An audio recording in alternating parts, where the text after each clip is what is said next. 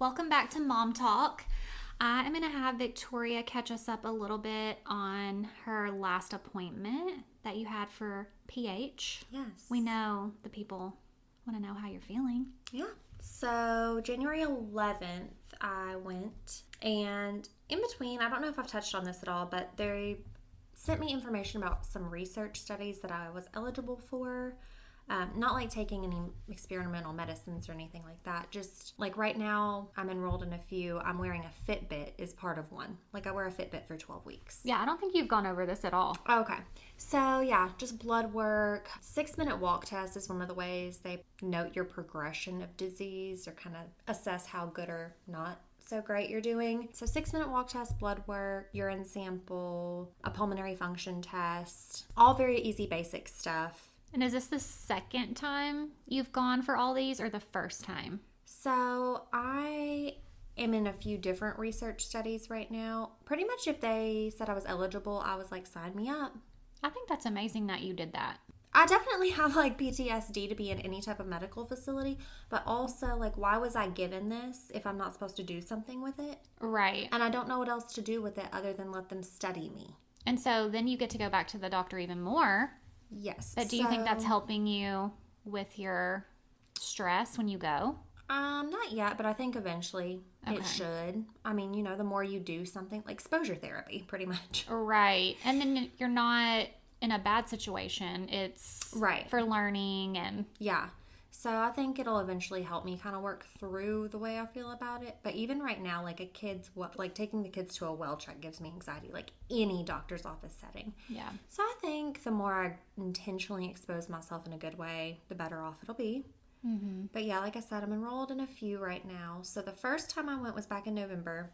And that one was just a bunch of questions about like my whole life, my whole history, anything I've ever taken, had to drink, like different things I've been exposed to, just all sorts of questions, and lots of blood work. I also had to have an echocardiogram, so that is an ultrasound of your heart.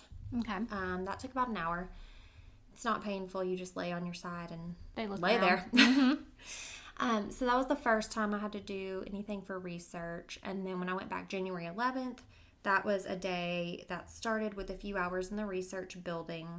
And then I walked over to the clinic building and had my appointment, like my normal 3-month appointment with my specialist. Okay. What did you do in the research part of it? So the research part of it, I had to be fasting this time for my blood work. Okay, and I have had a lot of blood work done in my life, and especially since August. Yes, especially recently. Yeah, and I've never had my blood put on ice before. Okay, I don't know what that means. Yeah, so the nurse comes, clinical coordinators come in. They are so nice, so sweet. And then a nurse comes in to take my blood. She's taking it, but when she came into the room, she had a cup in a biohazard bag, and the cup was full of ice. I was like, is she about to ice my arm? Is she going to give me ice to eat? Like, does she think I'm hungry? I didn't know. And so she starts taking my blood, and one of the coordinators turns to her and is like, okay, when you pull that, I will run it. And I was like, okay, whatever that means. I'm just here. Mm-hmm. I'm literally your guinea pig. Yep. So they take this blood, and the first tube they take, they put it on the ice, zip the bag, and old girl takes off like, not running, but she was moving. And she meant, I'll run this. She meant, I will run this. And I was like, wow, okay. And so they take, I think, 8 more vials of blood. And after they took my blood, they take me over to like this little loungy area. And there's like somebody's grandma has gone grocery shopping.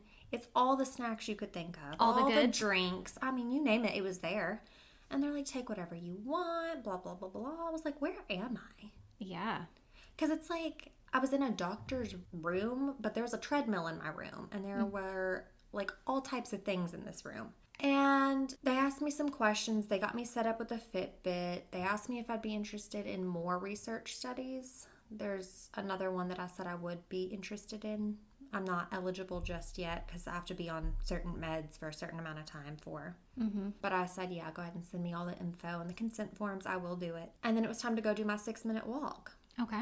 And a 6-minute walk is exactly what it sounds like. They set up 2 cones and you walk up and down a hallway.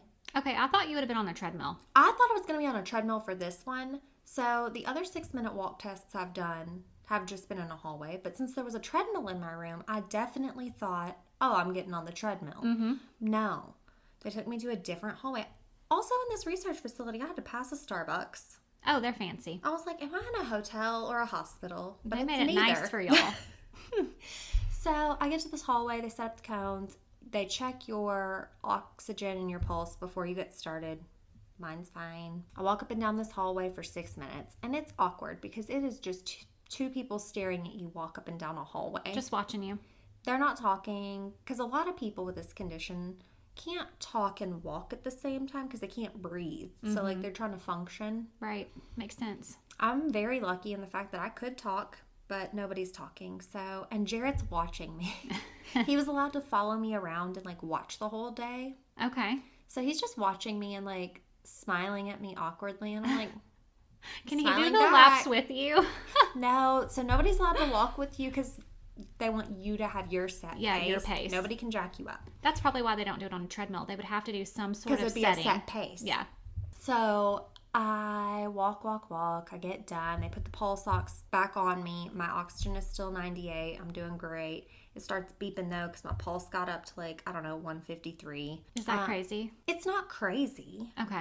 You know I have a history of SVT though. So like Yeah. I've maxed out at 268. Okay. That's a lot. So 153 does not feel bad. Mm-hmm. But it's not normal. Like yours probably wouldn't do that. Okay. So the thing starts beeping at me.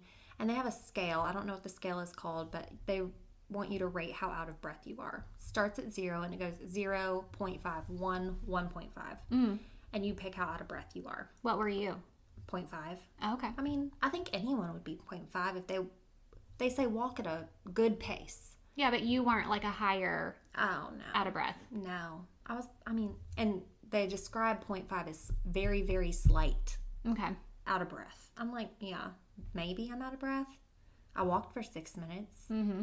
Sure. So, go back to the room. Then I had to do, it's not a full pulmonary function test. It was a lung volumes test. So, just blow into a tube in a certain pattern. You have a clamp on your nose. Mm. And you just blow into it. They have like this little digital birthday cake and you have to try to blow out all the candles. Cute. Yeah. It's so weird. And Jarrett just is eating it all up and whatever. He's a doctor now.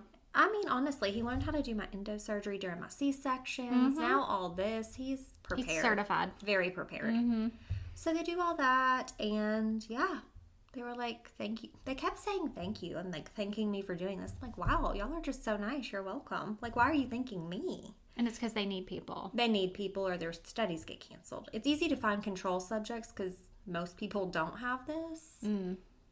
But finding people who do have it, who are willing to come in for extra stuff. Because like I said, I'm very fortunate and it is easy for me to get around and do things. Right. A lot of people are not in that condition. Right. And you're an hour away from Nashville. Right. My proximity helps. So I just feel like I have to do this. Right. Like, why wouldn't you? Like I'd feel guilt if I didn't do it. Mm-hmm. Just because I am able and close and it's not a problem for me. I have good veins. Yes. Everybody mentions it every time. You're good with giving blood. I have no problem with that. Did you ever find out where your frozen blood went? No. Okay, I don't. I want to know about Don't that. know. I don't know at what point I'll get to know anything. Do you get results typically though from the research? Not from the research. Okay. So if anything was flagged crazy abnormally wrong, or if they found out I had some type of condition, because they are doing like DNA, RNA testing on me, they would notify my doctor. Okay. If they found something of any relevance, they would have to. Mm-hmm. But other than that, no. Now, any blood work I get done with my specialist, yes. Like, obviously. You get that back. Yeah. That's Okay. a regular doctor's appointment. It's posted to my portal. Okay. So, yeah, I finished up at the research center and went over to the clinic. My doctor was super impressed with my improvement. She was like, you increased your distance by 90 meters, which before I was in like the normal range. And normal range means like normal for a normal person, like without a cardiac or pulmonary problem. Okay. And she was like, this time you are in the above average range for somebody who does not have a cardiac or a pulmonary problem. So you got a gold star. I got a gold star. She's like, and you're only on the one medicine still? Because I had to stop my second medication. I had been on double therapy. I stopped the second med, some side effects. So I'm still just on one medicine. And she's like, we're going to still add another medicine. She's like, I don't think it's really going to help you feel any better. But this medicine specifically helps slow progression. So we have to take it. Okay. Which I understand. Right. But yeah, she's like, I don't think I'm really going to make you feel any better by giving this to you because you increased your distance by 90 meters. So how do you think you're feeling on the daily now? I think most days I feel pretty good. Okay. Does weather affect anything? Like super cold or? I don't know. I went sledding up and down my backyard, and that was a good day. Like, I could do it. You know, I wasn't huffing and puffing and dizzy. I mean, the weather could be the same, and I could have a day where it does. I don't feel like I can notice a correlation in the weather. Okay, so not the weather. Just day to day, it's so different. Which they say anything can literally affect your, because it's a blood pressure problem in the arteries in my lungs. Anything can affect it. Hormones. If you drank 8 ounces of water more yesterday than today, that can affect it. Any and everything can affect it. You want to be as consistent as you can across all areas. Would you say you've had any really bad days since you've been on the medicine? Not like before I started meds, no. Okay. No. I will have an occasional day where I'm like, man, I've had heart palpitations all day. This sucks. Yeah. And I've had a few days where I have some chest pains. And I'm like, man, I really don't like this. It freaks me out really bad. And, you know, cue the anxiety. But nothing compared to before I got diagnosed and on meds. But your heart palpitations, are they quote unquote normal? For me, for now, yeah. Okay. So my heart is still enlarged. The right side of my heart is still enlarged. My right ventricle. In the doctor's notes about our appointment, she can still hear some abnormalities just listening to my heart even. Can that go back down? Yes. Okay. Your heart can return to normal, or it can progress to right-sided heart failure. So are any of your meds helping your heart in particular? Or it just the pressure has to go down before? Yeah, so the way she described it was that she said since I wasn't having any chest pain on a regular basis anymore, we have taken the pressure off my heart to work as hard. Okay. So my heart's getting a little break right now. Okay. It's not having to work as hard as it was. That sounds good. It sounds good. It's not getting any worse, but it's not necessarily getting better. But I'll take not worse. For sure. And you know, honestly, I told Jared this the other day. I was like, I'm kind of impressed with my heart. I'm like, it's been through a little bit of a lot. Yeah, she has. And she just keeps making it happen. Yeah. So I'm thankful for my heart. I really am. Yeah, that's really true. You know, okay, so have you seen the experiment where there's the glasses of rice? And somebody says the mean things to one rice, somebody completely ignores the other, and somebody talks so nice to the other rice. Yes, I've seen it. And like one just kind of like, the one that you talk bad to gets moldy and gross. Right, it's black. The one you ignore, it just gets weird, but it takes longer, but it eventually gets gross. And the one you talk nice to like ferments and turns into something, I don't know what. So when I was saying this, Jared's like, oh, it's like that rice experiment. Like you're saying good things about your heart's going to like be receptive. Yes, I was like, you're right. Yeah. You know, I'm here for that. Yeah. I'm like, I will motivational speak my body better. Yes, we're doing that. So no, doctor was happy with my progress. She wanted to see me back in 4 months. She said normally I would do 6, but we're going to do 4. Okay. Because she's starting me on this new medicine. Okay, so we got to do like a med checkup. Okay. And then the right heart cath. When is that? So she said we would talk about it at my next appointment. Are you already worried? I'm already stressed. I was stressed from the last time when she told me I'd have to do it this year. Right. Sometime this summer. So I see her again in May, and we'll talk about it then. So I definitely don't want to do that again, but I know I have to do it again. And yeah, like there's no way out of that one. Yeah, it's just going to suck. Yeah. But, you know, maybe this will be a different experience. Well, that's what we have to pray for this to be a different experience than last time, because that was rough. Everyone was just so nice last time. Like, I keep going back to that, though. Like, trying what you're thankful for out of it. Yeah. Yeah. Everybody was so nice. I felt like everybody genuinely, like, felt my pain. They were like, oh my gosh, we're so sorry. I mean, how you explained it, I feel like they really did. So, at a minimum, I'm just hoping for good people like that again. Right.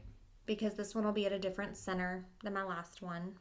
I don't know if there's different criteria at this one. Like if, they can actually do different things if I just am there and with the specialist. I don't know if that changes anything. Last time it was to diagnose something.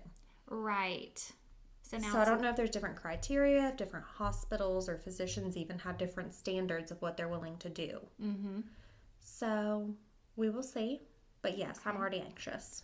I mean, can't blame you. Yeah. Now, what is your Fitbit going to tell them after your time wearing it? So the Fitbit is actually going towards 2 different studies.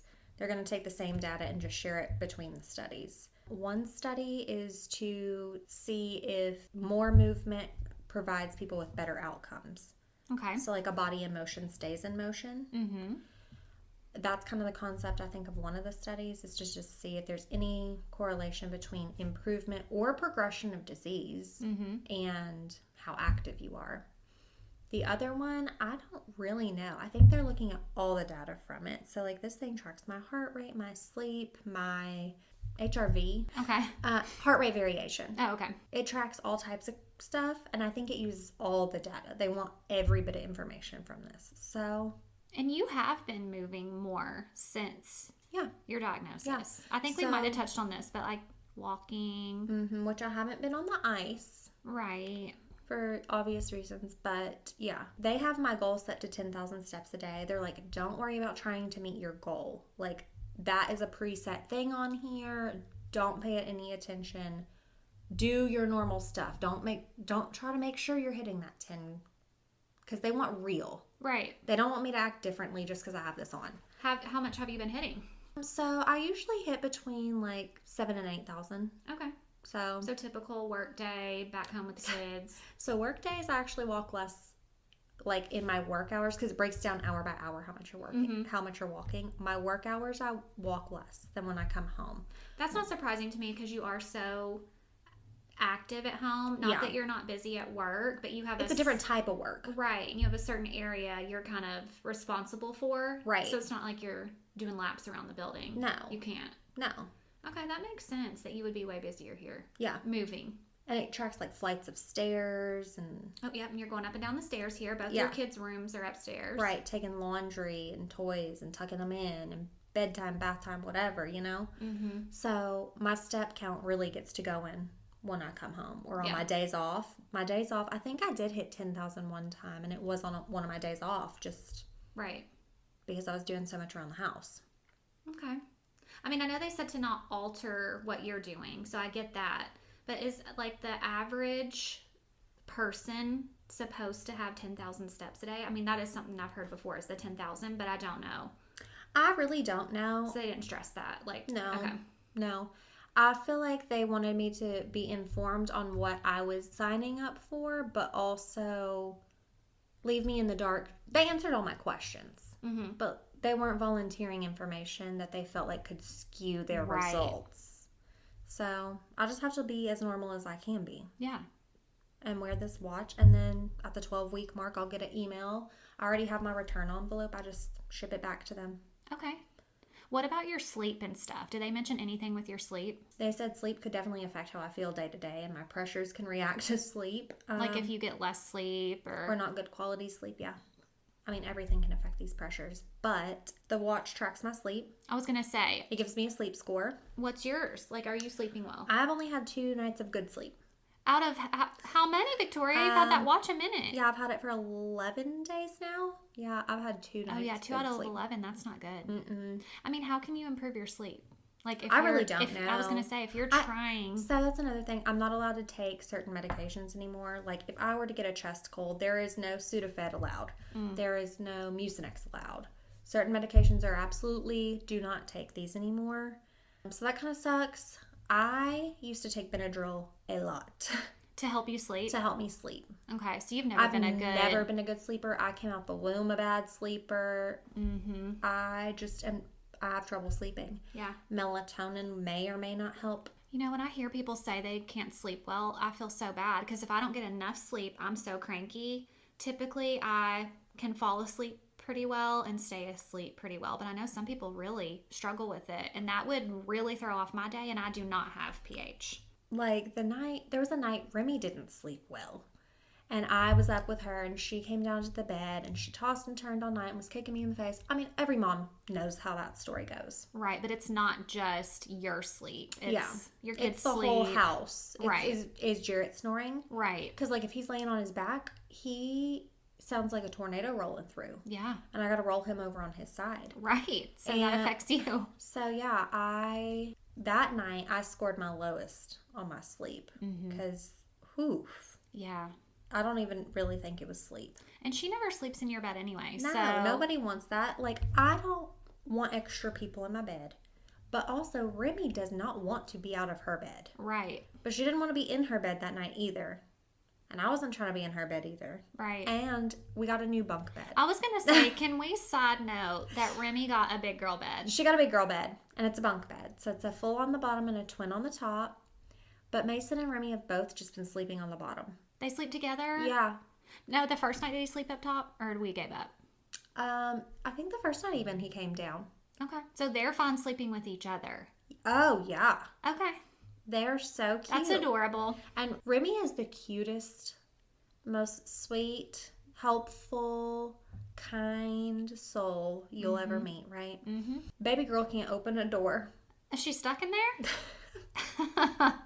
She can't open a door. I don't know what's wrong. Mason was opening doors, I feel like, at 18 months old. Right. You're like, I need an extra lock. No, for real. Yeah.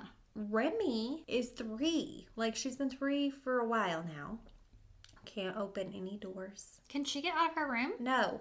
It's a standard doorknob.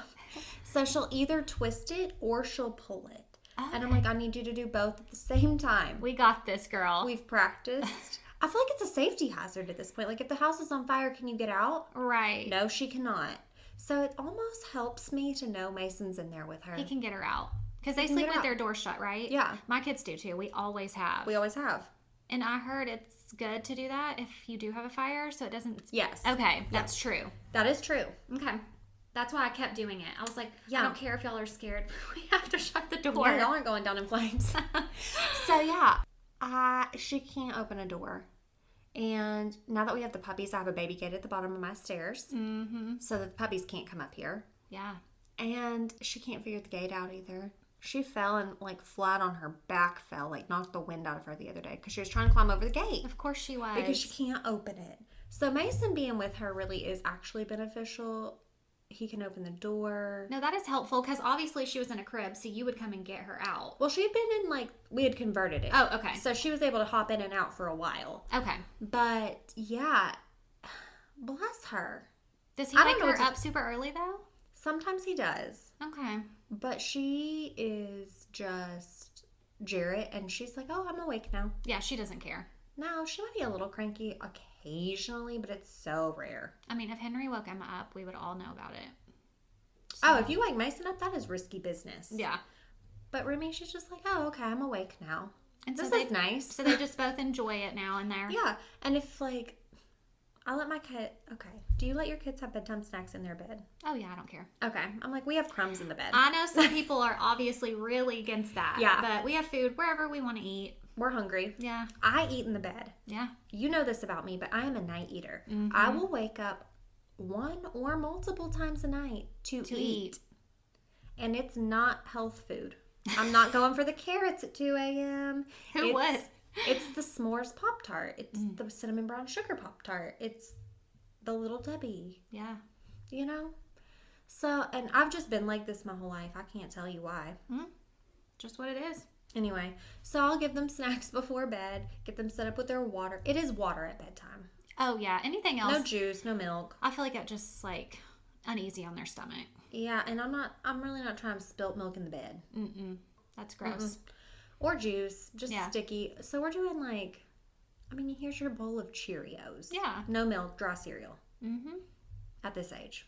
When they get older, I'll let them do whatever they want, I guess. Yeah, I feel like sometimes we eat so early. I'm Henry hungry would at like bedtime. a snack again. Yeah. But I can't blame him for eating that early. No. So, yeah, we do. Anyway, so I'll set them up with their snacks and their water. And if they eat their snacks and they want more, now Mason can come down and be like, we need more snacks. Yeah, he can. And I'm like, go to the pantry, pick out what y'all want. Like, Yeah. I'm terrible. I'm like, That doesn't bother me at all. yeah. And I feel like, honestly, they eat less junk because they have full access to it. Oh, yeah. I feel like growing up at my grandma's house, there was nothing off limits. I could have what I wanted. Mm-hmm. And she had the snack aisle in the pantry. Yeah, she did. My mom, she was doing, what I try to do, feed Right. healthy, balanced meals. Choices. And healthy snack options and stuff. But it was not like even what I have in my home now. I have healthy options now, but I do have Dunkaroos and cheese balls and some animal crackers. Yeah. But I feel like... The good stuff. But I do have blueberries and strawberries and bananas and oranges. And I feel like because they have full access to whatever they want whenever they want, Remy 7 times out of 10 is going to pick an orange. Mm-hmm. And Mason's going to pick strawberries or blueberries. Yep. That's their preference. Yeah. They just know they can have that snack if they want it. And I think I like that because I didn't get that. And so then I turned 18 and could make all my own decisions. And I ate like crap for terrible. years. Yeah. Because I was making up for lost time. Mm-hmm. Not a vegetable to be seen except a pickle on a cheeseburger. Like, that was it. So I think I like the way it's kind of panning out. Yeah. I think they're safe. I mean, yeah. Yeah. There's worse things. Yeah, they're good. Okay, y'all. Thanks for listening to this episode. We will keep doing updates on Victoria, but this was a really good one. Yeah. And don't forget to follow us on Apple and Spotify. Thanks. Bye. Bye.